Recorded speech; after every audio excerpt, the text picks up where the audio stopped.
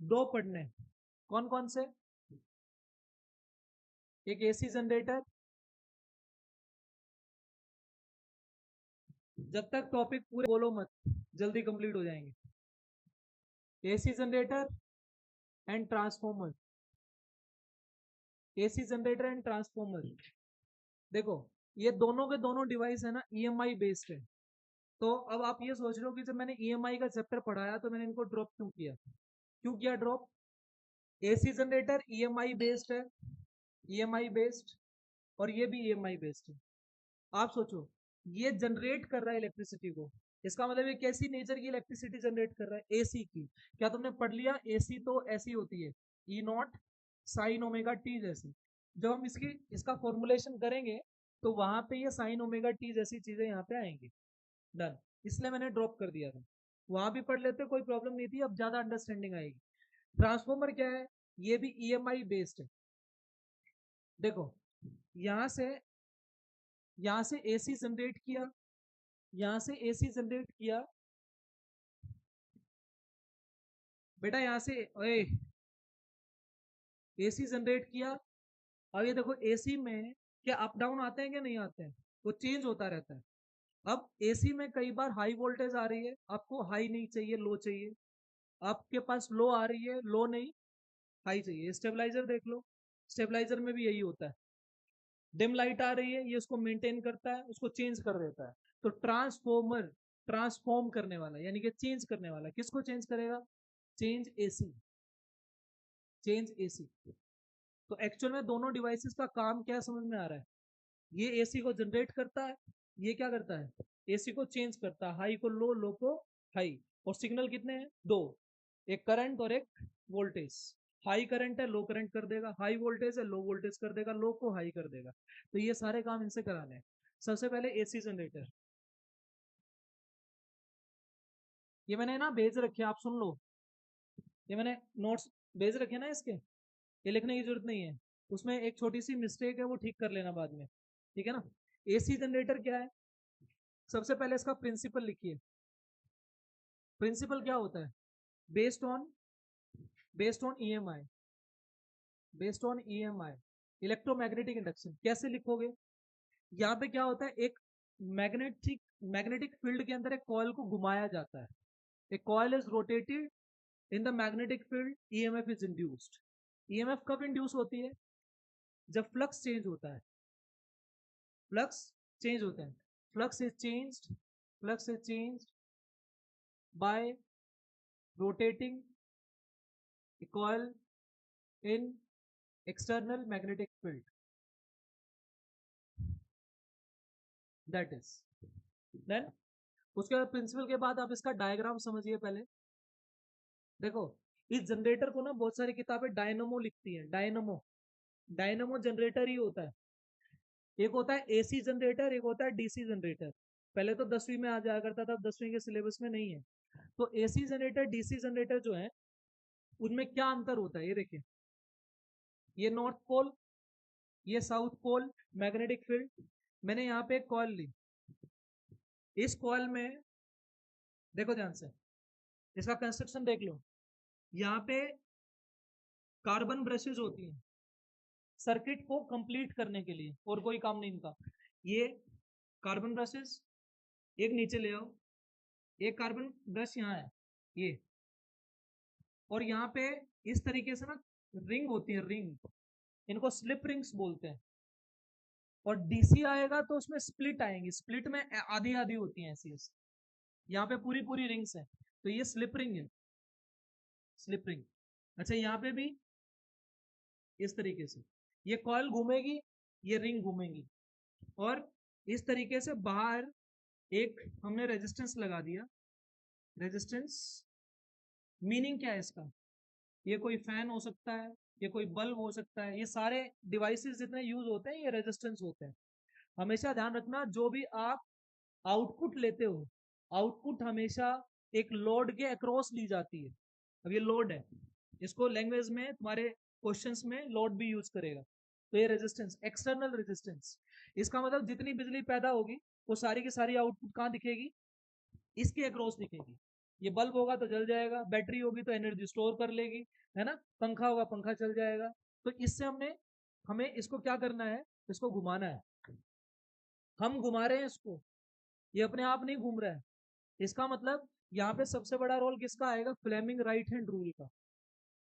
आप जो सुने फ्लेमिंग लेफ्ट हैंड और फ्लेमिंग राइट हैंड में क्या अंतर होता है, देखो फ्लेमिंग लेफ्ट हैंड रूल जो होता है उसमें मैग्नेटिक फील्ड देता है, करंट देता है, और हम फोर्स देखते हैं। जैसे ये रोड है, कैमरे वाली जो रोड है, अब इसमें मान लीजिए करंट है, और ये दीवार नॉर्थ पोल है, ये दीवार साउथ पोल है, और इसमें करंट आ रहा है नीचे की तरफ, तो ये इस तरीके से हिलने लग जाएगी।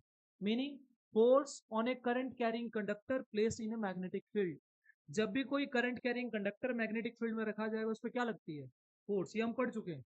अभी हमें क्या करना है, फोर्स लगानी है, और मैग्नेटिक फील्ड मेरे पास है, क्या बनाना है, करंट।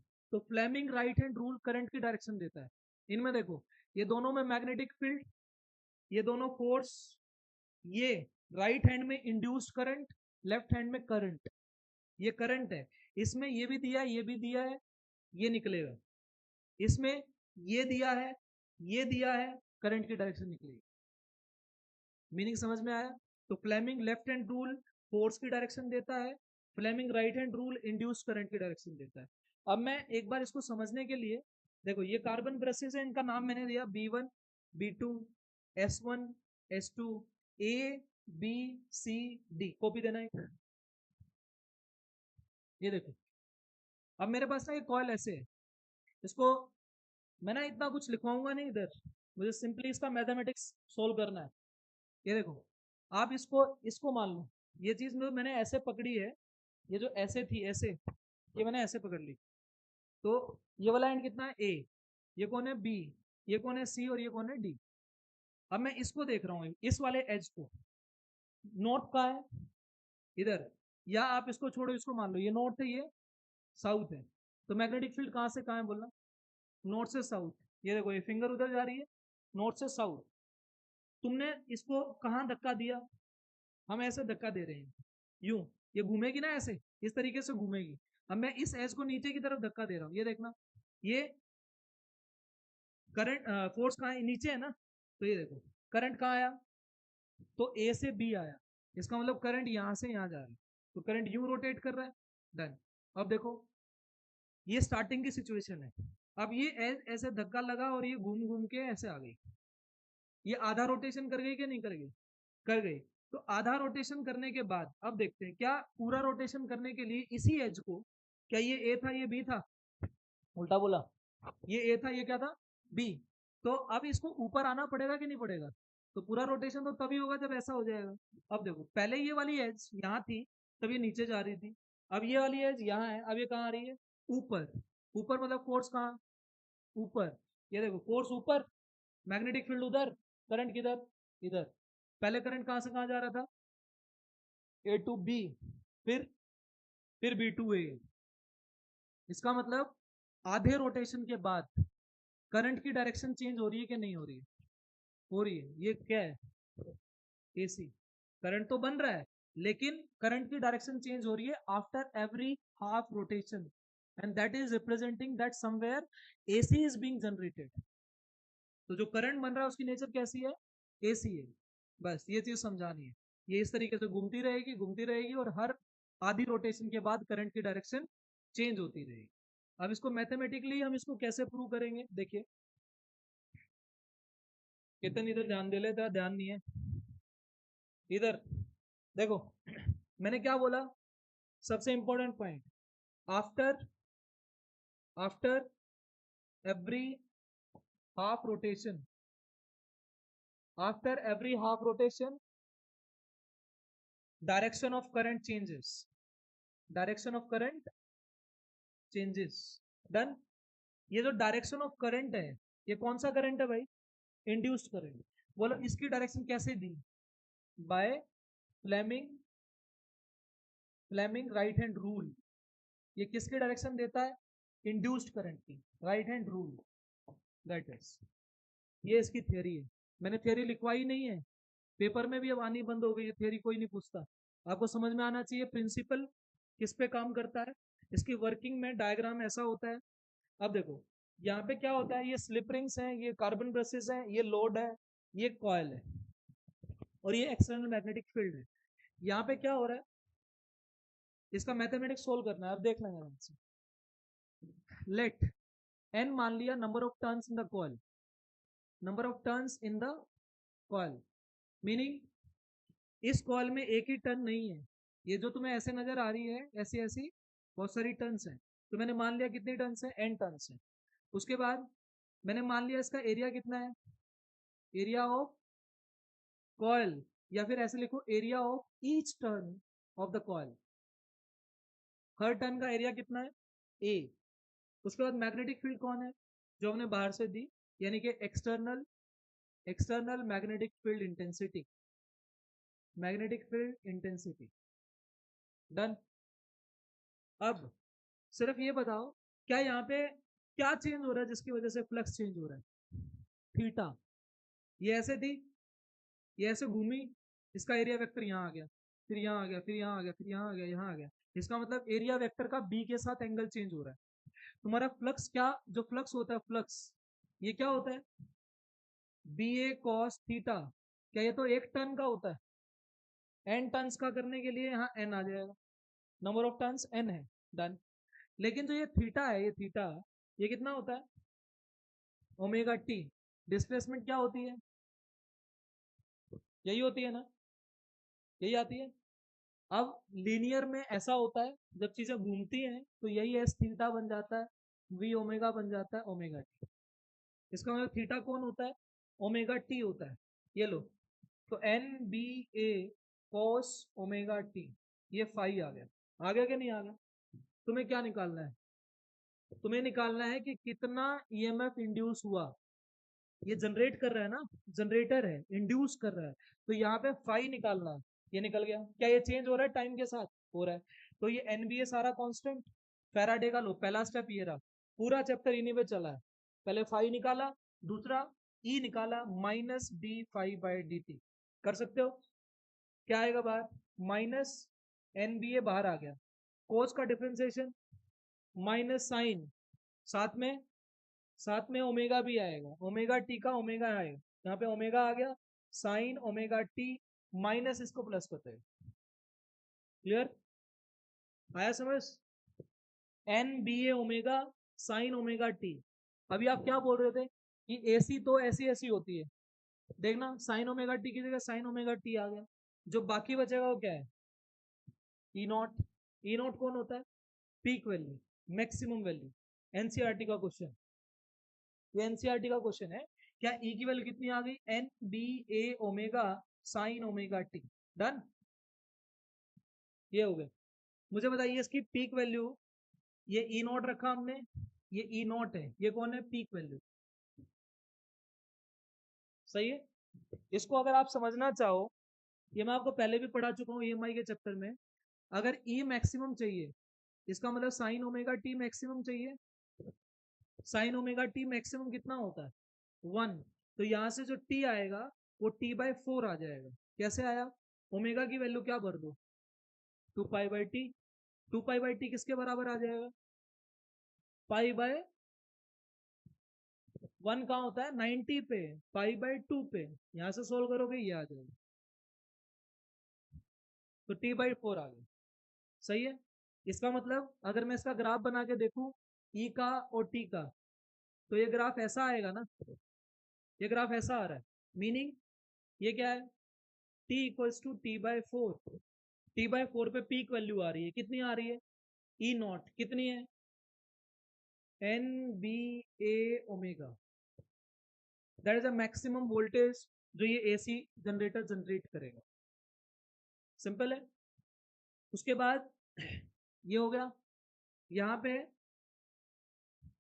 तुम्हारे को मैंने कुछ नोट्स दिए हैं जो भेजे हैं, उसमें मल्टी फेज जनरेटर लिखे हुए हैं, मल्टी फेज जनरेटर ओरली सुन लीजिए। जो मल्टी फेज जनरेटर होते हैं आपको ऐसा सुनने को मिलेगा, 2 फेज का, 3 फेज का, 4 फेज का, 8 फेज का, 9 फेज, कुछ भी।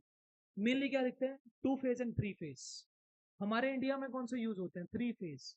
3 फेज का मतलब जो 3 फेज है इसका मतलब यहाँ पे 3 कॉयल है, और जो तीनों कॉयल है ये कितने डिग्री पे लगी हुई है? 60 डिग्री पे। 60 डिग्री ज्यादा हो गया है ना?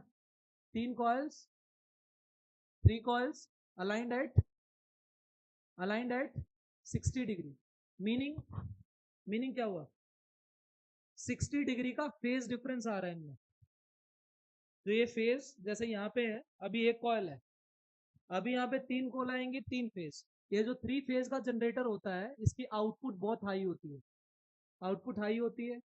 एक दूसरा कॉस्ट इफेक्टिव होता है, इकोनॉमिकल होता है मतलब।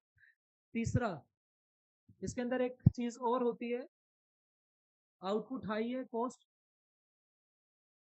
इफेक्टिव है, और जो ये आउटपुट आती है ये काफी स्टेबल आती है। पूछेगा कोई नहीं, पर पता होना चाहिए 3 फेज एसी जनरेटर इंडिया में यूज होता है। उसका रीजन क्या है? बाकी के एसी जनरेटर से इसका आउटपुट भी अच्छा है, स्टेबल भी है। स्टेबल मतलब फ्लक्चुएशंस नहीं है, राइट? किसकी वजह से? इस फेज की वजह से। यहाँ पे फेज का डिफरेंस कितना आता है? Phase difference 60 degree. 2 फेज वाले में क्या होता है? 2 कॉयल होती है, 90 डिग्री पे लगी होती है। 90 डिग्री मतलब 90 डिग्री का फेज। फेज डिफरेंस समझते हो? मतलब अगर एक का पीक अभी आ रहा है तो 60 डिग्री के बाद दूसरे का पीक आ रहा होगा, फिर तीसरे का पीक आ रहा होगा, तो 60 डिग्री का डिफरेंस है। That is all about AC generator. सही है? पढ़ाने में कुछ भी पढ़ सकते हैं, इधर जो काम की चीज है तुमने देखा कि इसके अंदर फॉर्मुलेशन ऐसे होता है। उसके बाद आइए ट्रांसफॉर्मर। देखो ट्रांसफॉर्मर को बिल्कुल शॉर्ट में पढ़ते हैं। ये क्या करता है? A device which changes AC. जो नोट्स दिया उसमें बहुत अच्छे से लिखा है ये same. A device which changes AC, meaning high to low और लो टू हाई। सही है? और इसमें कौन कौन आता है? करंट और वोल्टेज। करंट और वोल्टेज आपकी मर्जी। ये किस पे बेस्ड है? इसका प्रिंसिपल क्या है? इसका प्रिंसिपल है अगेन ईएमआई। क्या मैंने तुम्हें म्यूचुअल इंडक्शन पढ़ाया? म्यूचुअल म्यूचुअल में क्या पढ़ा? एक कॉल में चेंज करते हैं, दूसरी कॉल में करंट इंड्यूस होता है। इसका मीनिंग ये जो ईएमआई है ये तो ठीक, यहाँ पे इंडक्शन तो होगा, लेकिन इसमें इंडक्शन किसकी वजह से होगा? म्यूचुअल इंडक्शन की वजह से। स्पेसिफिकली यहाँ लिख सकते हो, specifically for by mutual induction. Mutual induction mutual induction की डेफिनेशन लिख सकते हो। Yes, when current is changed in one coil, then EMF is induced in the neighboring coil. What it is? It is mutual induction. तो मुझे लिखने की जरूरत नहीं है, आप इसकी डेफिनेशन जो मैंने बोली लिख सकते हो। जब हम फ्लक्स चेंज करते हैं एक कॉइल में तो दूसरी कॉइल में EMF इंड्यूस हो जाती है, दैट इज म्यूचुअल इंडक्शन। यहाँ पे डायग्राम कैसा होता है इसको सुन लेना भैया, इससे ज्यादा इंपॉर्टेंट ये है डायग्राम।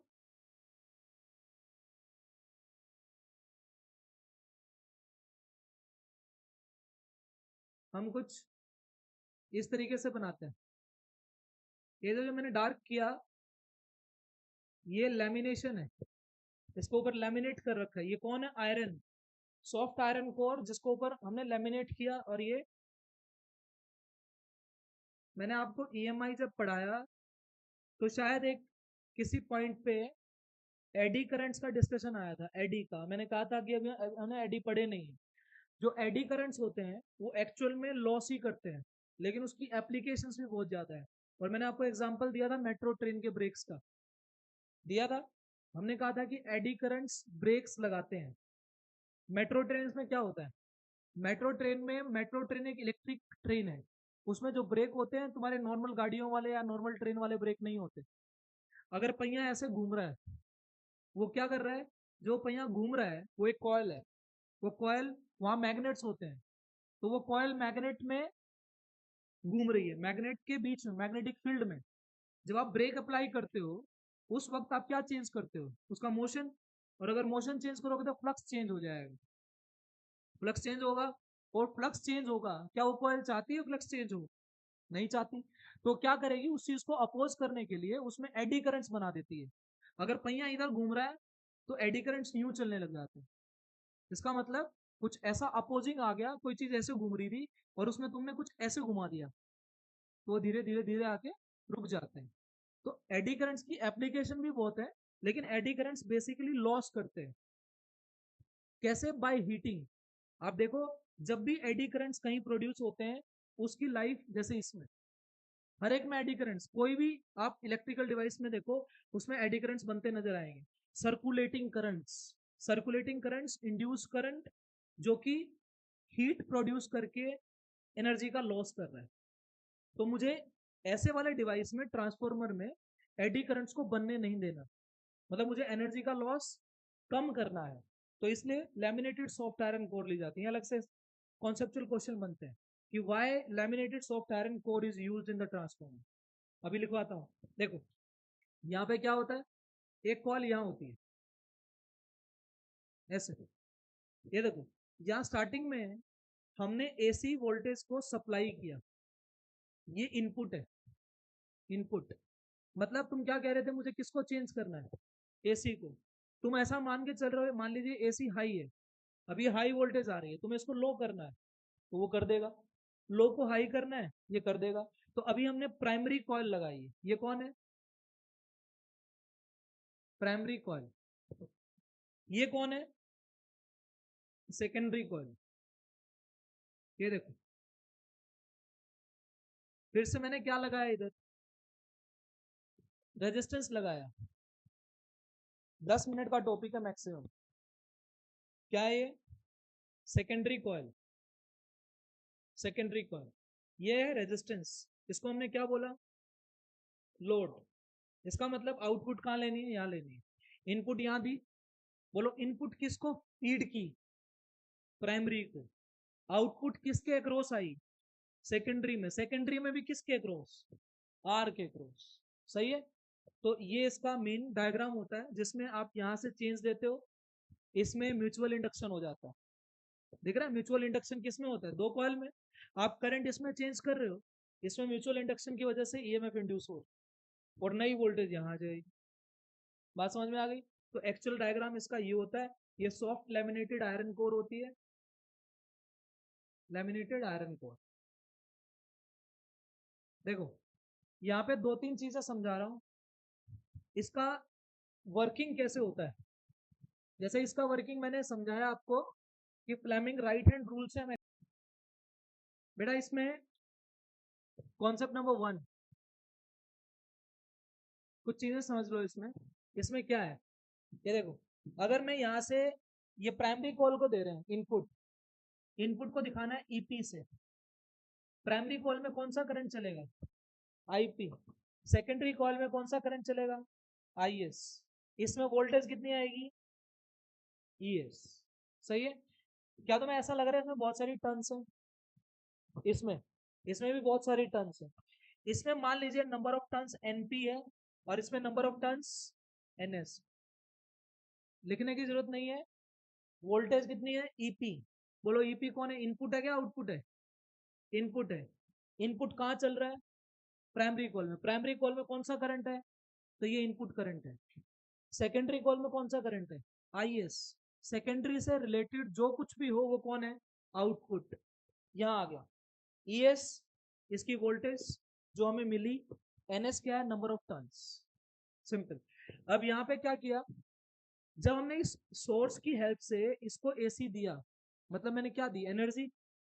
जितनी एनर्जी इधर से इधर जा रही है उतनी एनर्जी इधर से इधर जा रही है, मतलब एनर्जी का कोई लॉस। इसका वर्किंग समझा रहा हूं। इसमें एनर्जी का लॉस नहीं हुआ, मतलब जिस रेट से एनर्जी यहां से यहां गई, उसी रेट से एनर्जी यहां से यहां गई। जब इसमें से करंट इसमें गया तो इसके साथ कोई फ्लक्स लिंक्ड हुआ कि नहीं हुआ, हुआ। तो यहां से कहां गया, यहां हुआ। तो मतलब जितना फ्लक्स यहाँ लिंक्ड है इससे यहाँ, उतना ही फ्लक्स लिंक्ड आगे है। इसका मतलब फ्लक्स का भी कोई लॉस नहीं हो रहा, मतलब जितनी फील्ड लाइंस इसके साथ कनेक्ट है उतनी फील्ड लाइंस इसके साथ कनेक्ट है। दो चीजें समझाई, एनर्जी जितनी यहाँ है उतनी एनर्जी यहाँ है। जिस रेट से एनर्जी यहाँ से यहाँ जा रही है, यहाँ उसी रेट से एनर्जी प्राइमरी से कहाँ जा रही है। ट्रांजिशन देखो, पहले कहाँ से कहाँ जा रहा है, सोर्स से लेके प्राइमरी, प्राइमरी से कहाँ जा रहा है, सेकेंडरी। जिस रेट से एनर्जी यहाँ से यहाँ जाएगी उसी रेट से एनर्जी यहाँ से यहाँ जाएगी। जितना फ्लक्स यहाँ लिंक्ड होगा उतना ही फ्लक्स यहाँ लिंक्ड होगा। इतना समझाओ। इसकी नंबर ऑफ टर्न्स कितनी है, एनपी। इसमें ईएमएफ कितनी है, ईपी। एक टन का कितना आएगा, ईपी बाय एनपी। तो पर यूनिट टन जितना ईएमएफ इसमें है उतना ही इसमें है, उसमें कितना आएगा, E S by N S. तो यहाँ पे concept number 1, E S by N S, meaning क्या है इसका, आउटपुट वाली वोल्टेज पर यूनिट टन। आगे ईपी बाय एनपी, एक, सही है। यहाँ पे नोट बना के लिखना, जो एन एस बाय एनपी होता है उसको ट्रांसफॉर्मर रेशो बोलते हैं, ट्रांसफॉर्मर रेशो, सही है। उसके बाद E S by N S, EP by NP, concept number 2, क्या बोला मैंने, फ्लक्स लिंक्ड विद प्राइमरी, किसके बराबर आया, flux linked with secondary, linked with secondary coil. 2, concept number 3, मैंने अभी क्या बोला था, जिस रेट से एनर्जी यहां से यहां जाएगी उसी रेट से एनर्जी यहां से यहां जाएगी। वर्डिंग को दोबारा प्रोसेस करो माइंड में, रेट ऑफ एनर्जी क्या होता है, पावर, रेट मतलब time, rate of flow of energy, energy बटे में टाइम, क्या बन गया, पावर बन गया। इसका मतलब जितनी पावर यहाँ एसोसिएटेड है उतनी पावर आगे। इसका मतलब rate of flow of energy, rate of flow of energy कहां से कहां, फ्रॉम, पहले एनर्जी कहां से कहां जा रही है, सोर्स से लेके primary, from source to primary. ये कहां आएगी, किसके बराबर आएगी, rate of flow of primary to secondary.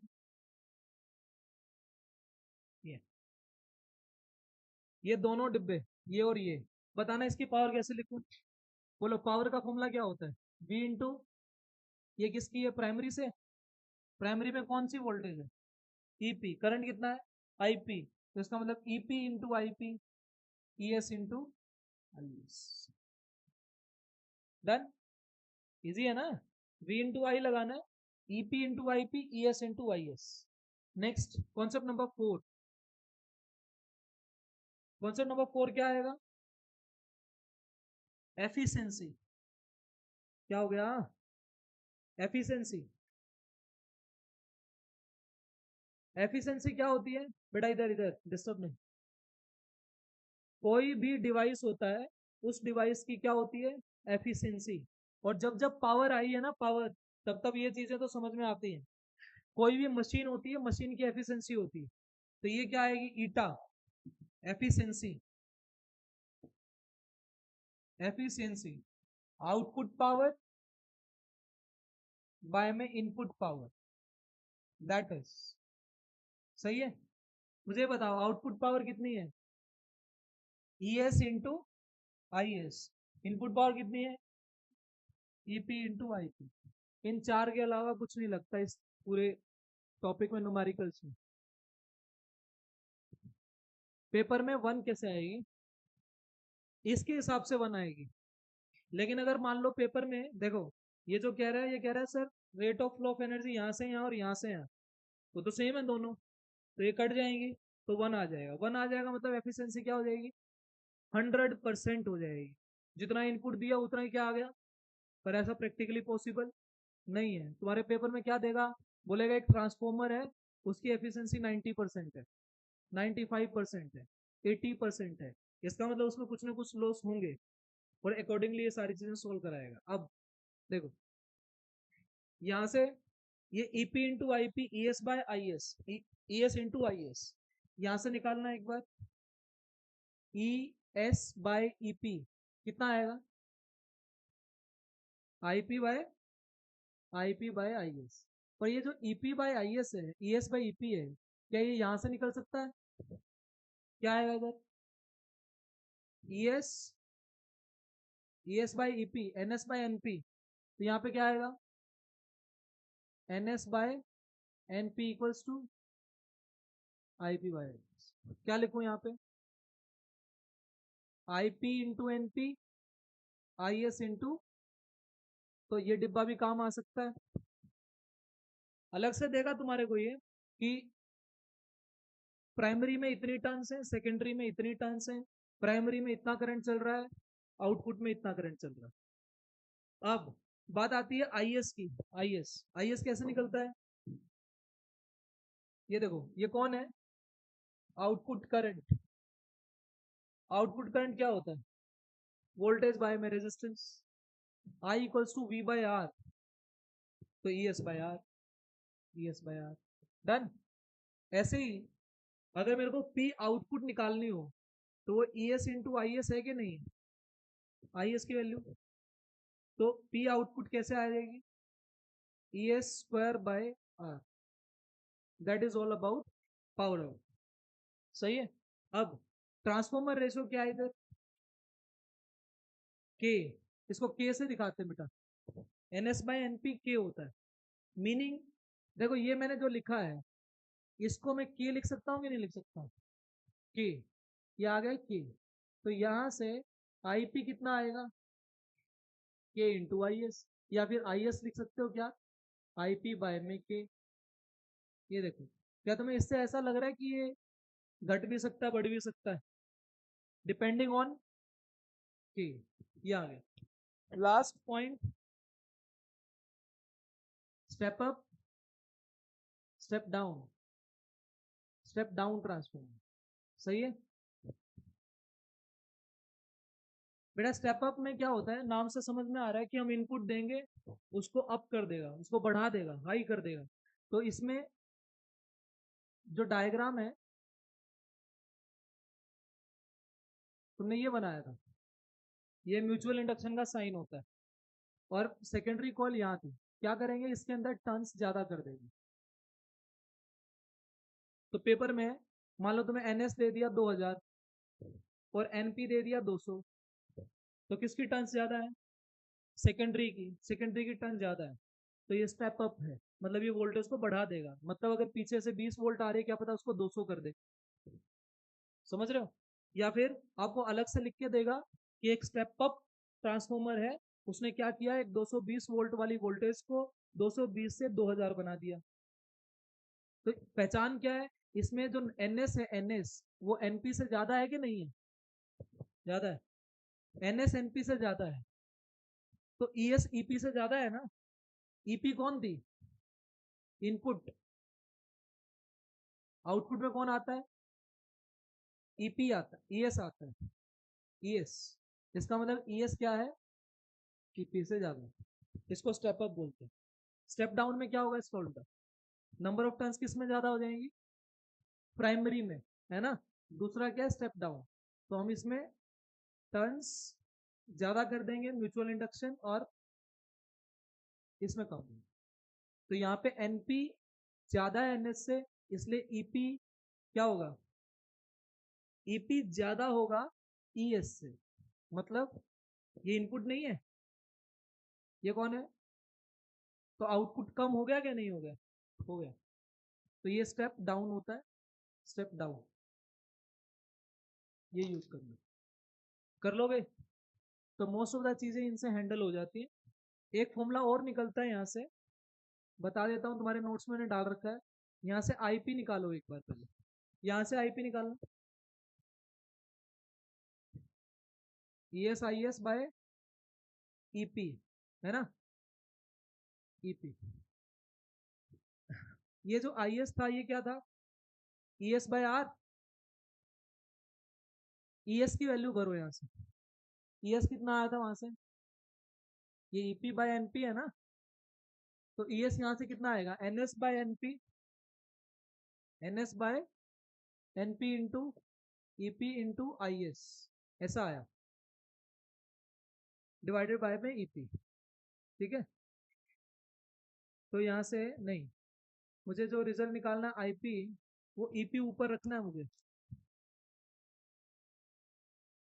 ES by R, ES square by are.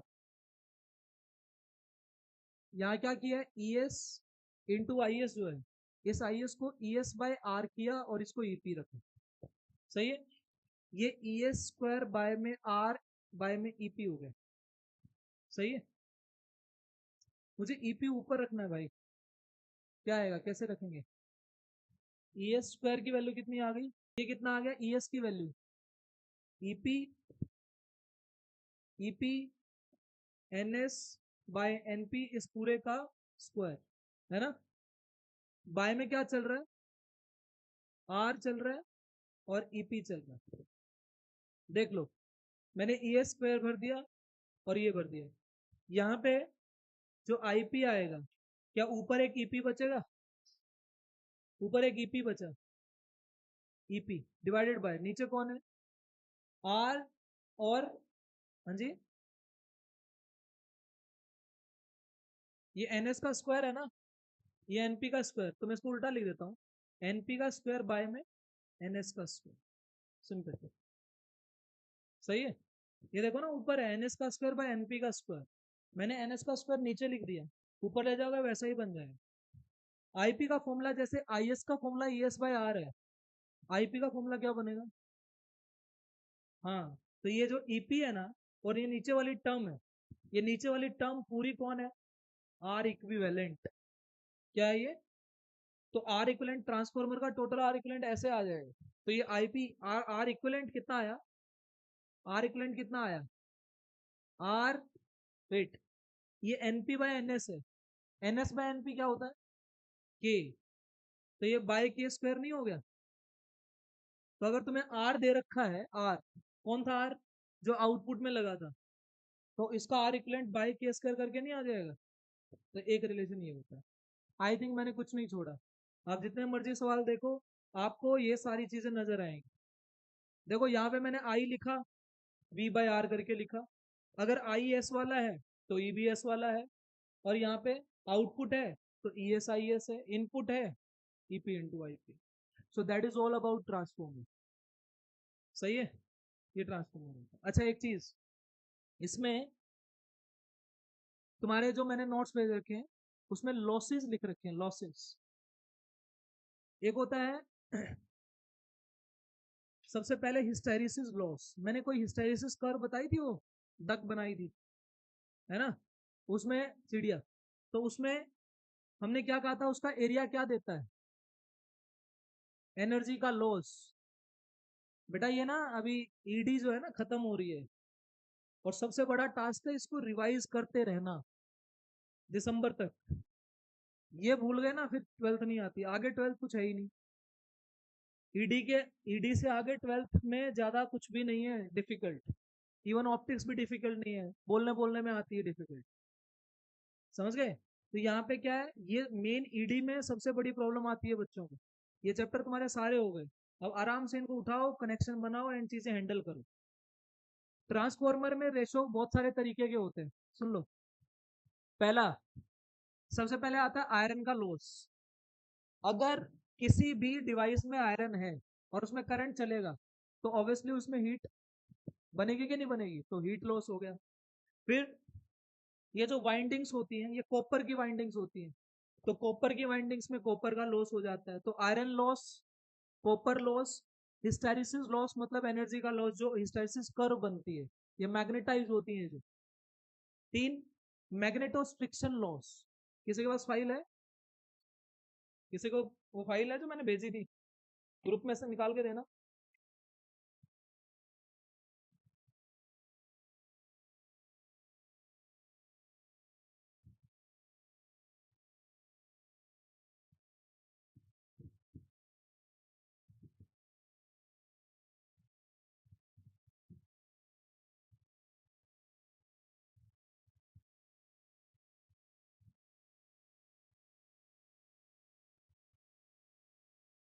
ये देखिए, आपकी आपकी फाइल में सबसे पहले लिख रखा है कॉपर लॉस, उसके बाद hysteresis loss, iron loss, flux loss, यहाँ क्या बोला मैंने, प्राइमरी के साथ जितना लिंक्ड है उतना ही सेकेंडरी के साथ लिंक्ड है, तो फ्लक्स का लॉस यहाँ होता नहीं, पर आइडियली देखें ये आइडियल सिचुएशन है, रियल में देखोगे तो लॉस होगा।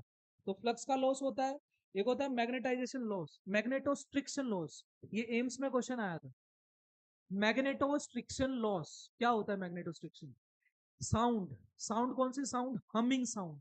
कभी आपने देखा, आप अपने एरिया में पास करते हो और किसी ट्रांसफॉर्मर के पास से जाओ तो करंट की आवाज आती है, ऐसे करके, नहीं आती? इसको हमिंग साउंड बोलते हैं। साउंड कोई भी हो, वो एनर्जी की फॉर्म है और एनर्जी का लॉस होता है। बात समझ में आई? जितनी भी मोटी मोटी तारें आप अपने एरिया में देखते हो, आजकल तो उनपे इंसुलेटेड जो है कवरिंग आ गई, लेकिन पहले नहीं थी। आप किसी किसी फील्ड में जाओ, जैसे खेतों में जाओ, खेतों में जो बड़े बड़े टावर होते हैं उनमें अलग से आवाज सुनाई देती है, that is a humming sound. Same transformer में हमिंग साउंड प्रोड्यूस होती है, और उस साउंड की फॉर्म में एनर्जी का लॉस होना इज नोन एज मैग्नेटोस्ट्रिक्शन। ये तुम्हारी फाइल में लास्ट पॉइंट है, उसको आप देख लो। ठीक है, मेरे कंप्लीट हो गए। नेक्स्ट क्लास में 5-7 न्यूमेरिकल करेंगे इनके, and then we will switch to the next chapter.